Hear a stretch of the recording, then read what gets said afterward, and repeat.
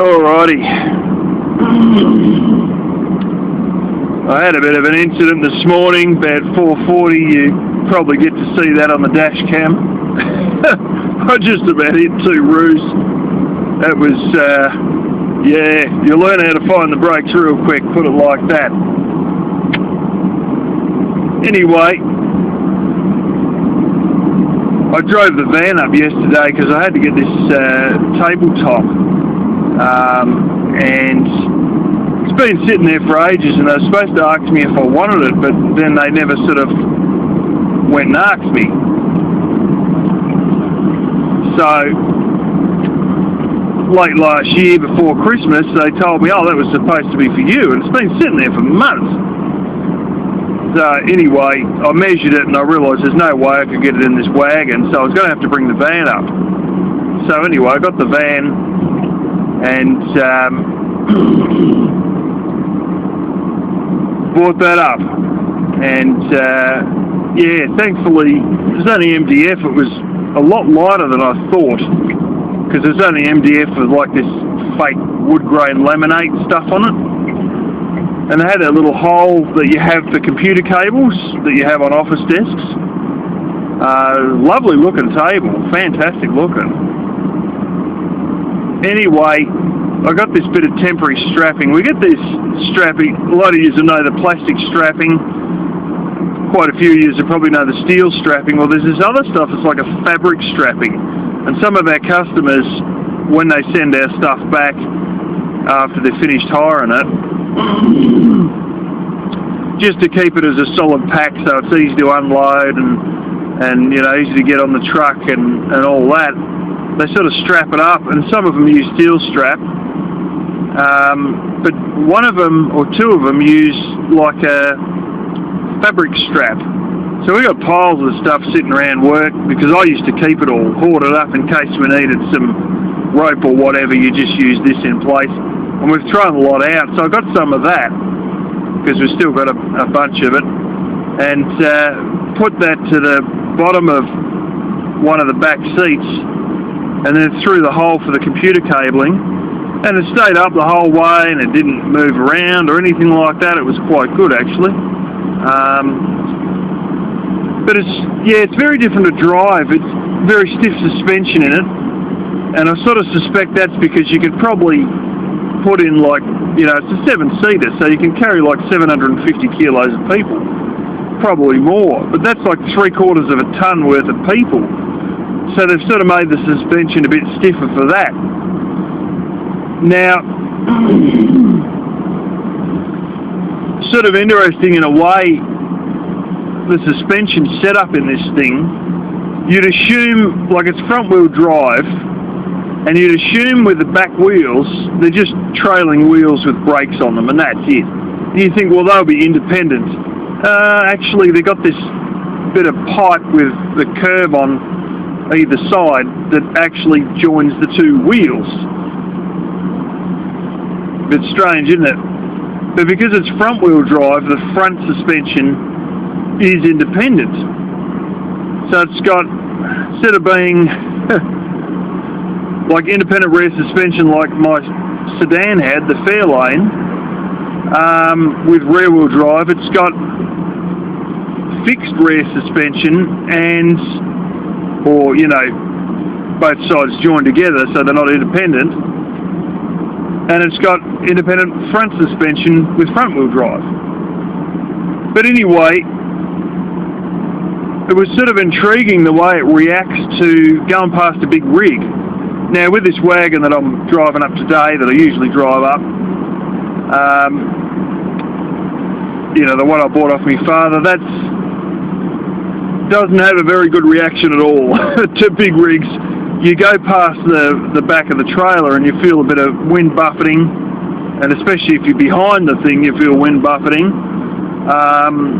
But when you overtake the trailer, you feel it, and then as you get up towards the front of the big rig, you can feel it, the wind blowing out from the side, and I mean, you can really feel it. You can feel it in the suspension, you can feel the body sort of tilting to one side. Strangely enough, the van is probably almost double the height of this car, yet you feel absolutely nothing. No movement in the body, no feeling in the steering, nothing. It's like you're just driving on your own. It's like there's nothing even beside you. And you go past the trailer.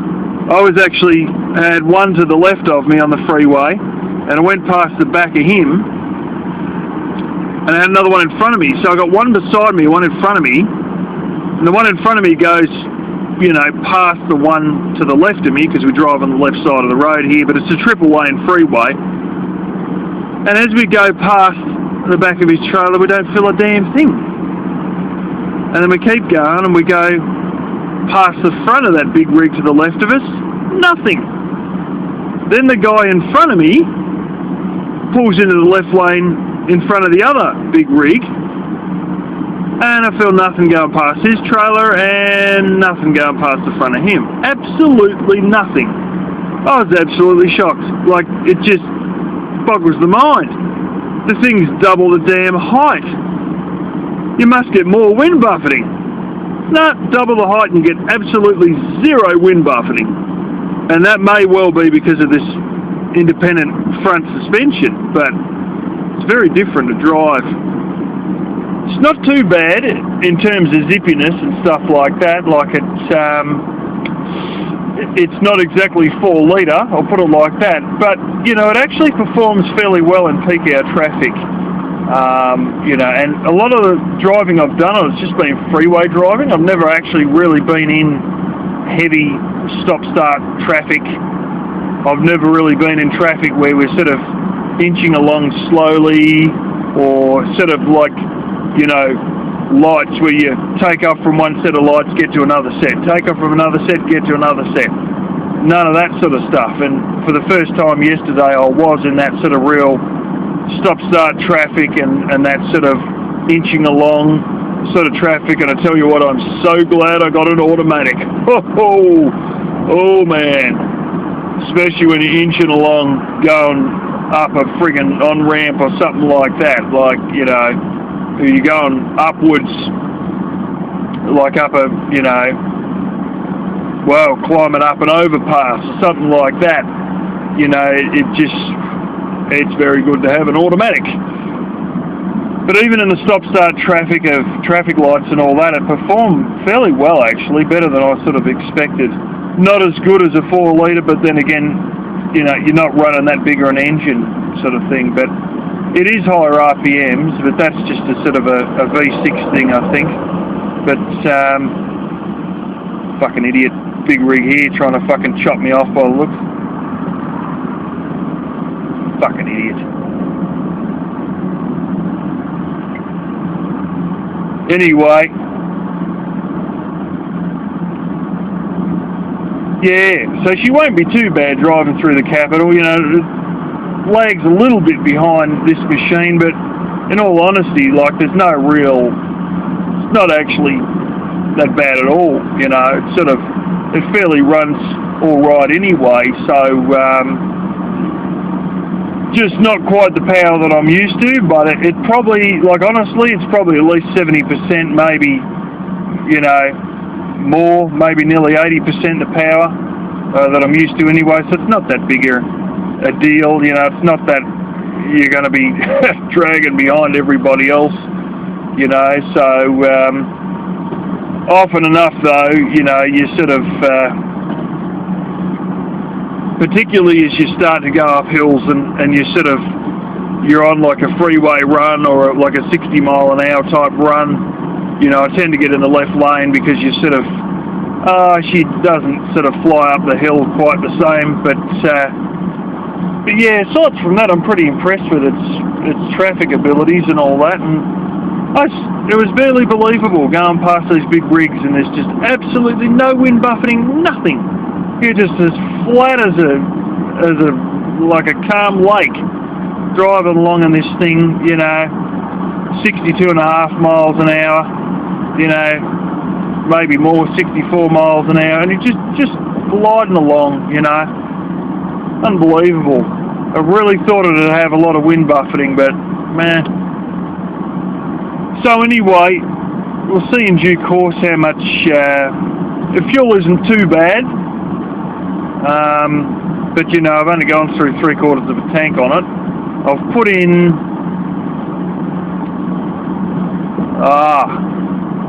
it's over 500 k's anyway, so it'll be, you know, probably, I don't know, 300 miles or something,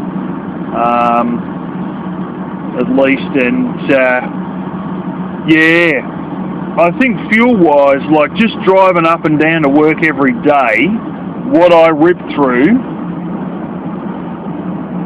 dollars-wise, for 1,000 kilometres a week, or sometimes a little more, versus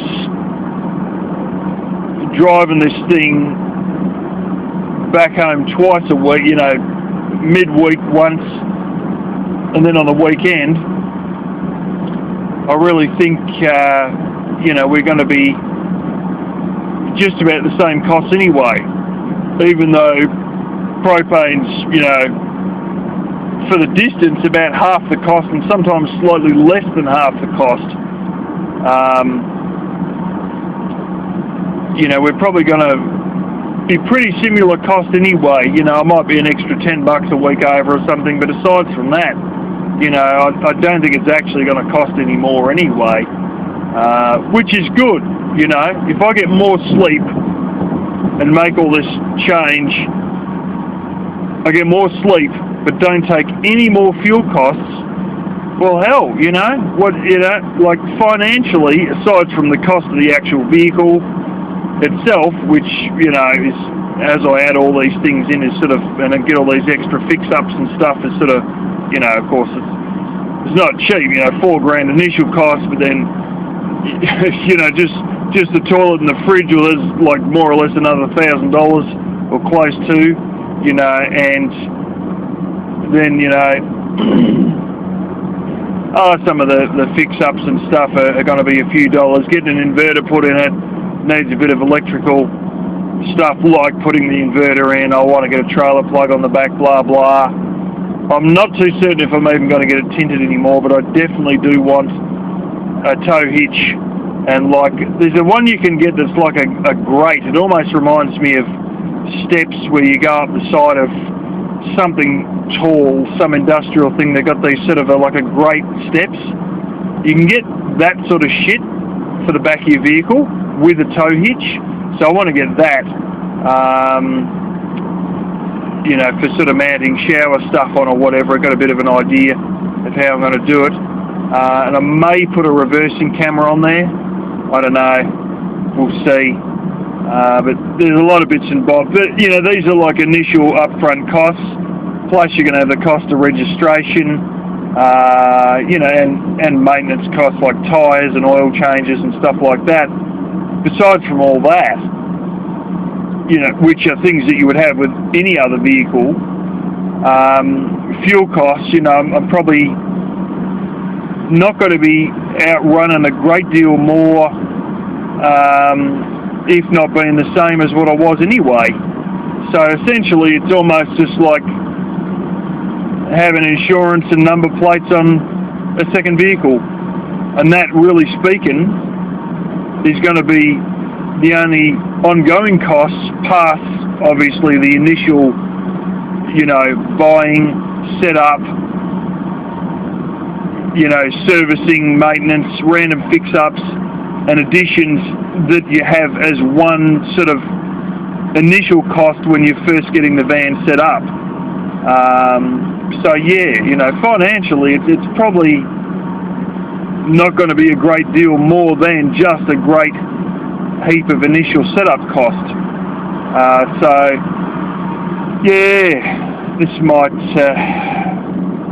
probably going to work out pretty damn good. And the thing is that I'm going to actually start to have free time after work and stuff, but there's other ideas involving that, which I might make in a second video.